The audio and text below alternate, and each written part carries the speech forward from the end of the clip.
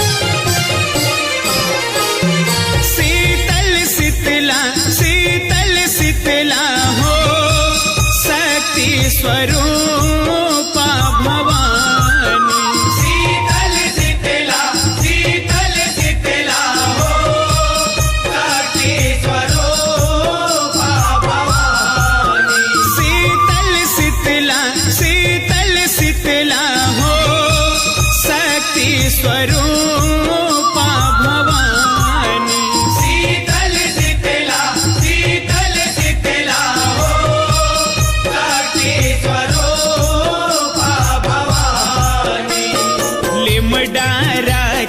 चवर डोला के लिमडारा के चवर डोला तिल हर दिया के नूंद गोंदा मढ़ा के हर दिया के नूंद गोंदा मढ़ा के लिमडारा के चवर डोला के तिल हर दिया के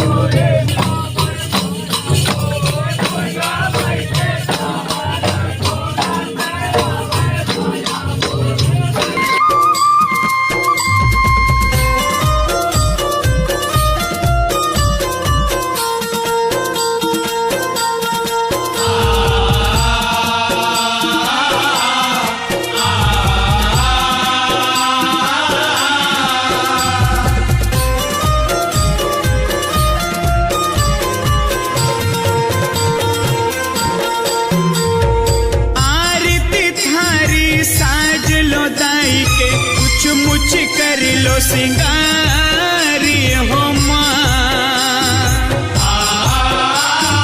ढोलक मृदंग झांझ मंजीरा बाज हियारी पारी हो माँ।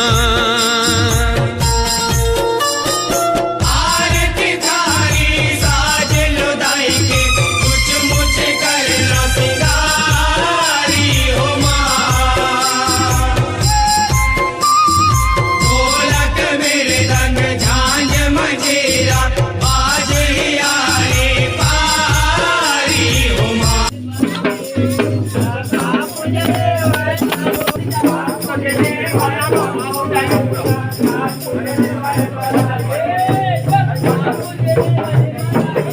के घर के निम के डारी हो माँ।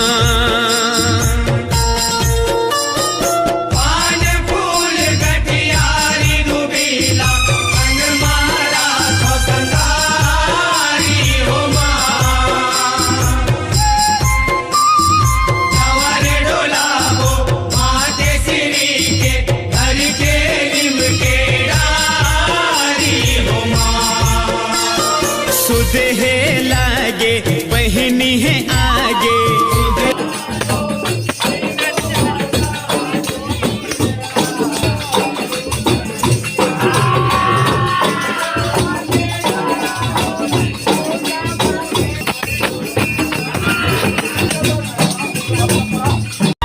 करे वो सवांगे मैं यहाँ गढ़ागे हो।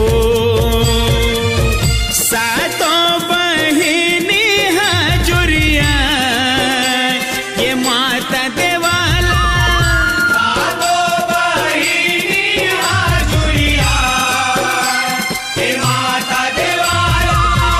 सातों बहिनी हाजुरिया शीतल शीतला शीतल शीतला हो शक्ति स्वरूपा भवानी।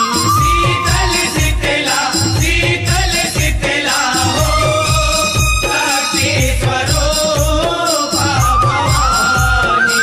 शीतल शीतला शीतल शीतला हो शक्ति स्वरूपा भवानी।